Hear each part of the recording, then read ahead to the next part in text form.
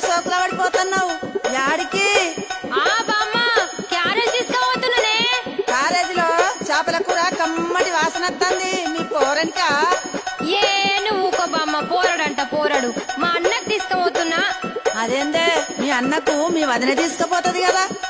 గదొక్కటే తక్కువైందిగా. మా వదినకు చీరలు కావాలి, లిప్స్టిక్లు కావాలి, అది కావాలి, ఇది కావాలని అన్ని అడుగుడు తెలుసు గాని ఇవన్నీ చెయ్యది.